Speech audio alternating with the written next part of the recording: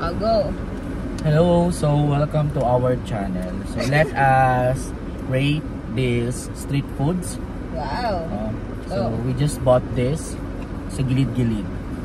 Here at Pandi, Bagong Bayan. So let us rate this kwek-kwek in terms of taste muna. Tingnan natin. Harap. It's so nice. And it's so mainit. Mainit, crunchy yung kanyang balat. So it's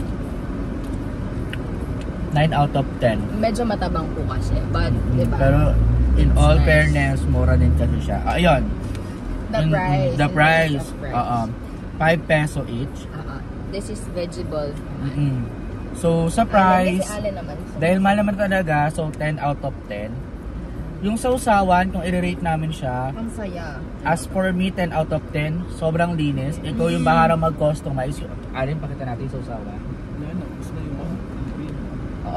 Ikaw yung pwedeng, ikaw yung magka-customize kung ano gusto mo. Suka, or matamis. Tapos yung sibuyas na kayo wala, ikaw ang bahalang maglagay kung gaano kadami. So, very generous si ate, no? So, next, i-rate natin yung tokwa. Yung vegetable, na-rate na ba? Na-rate ko na. Yung vegetable, it's, ako 10 out of 10 for me. So crunchy. Malasa.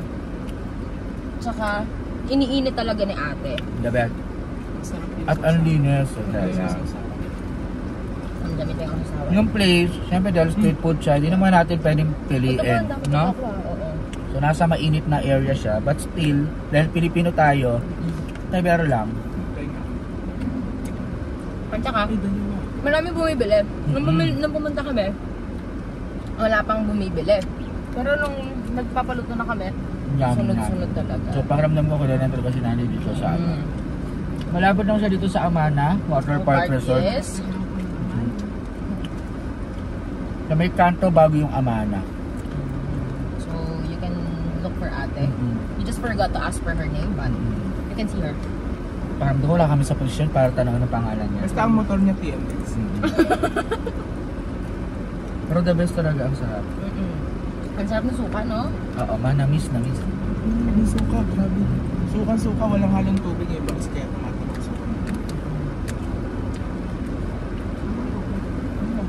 Tumamis dahil sa pipino. Sarap. Masarap ng pepino. At naubos ka agad namin. Tama. Parang mauna ba kung paano gusto mo? So thank you. Bye! See you sa aming susunod na vlog. Tama!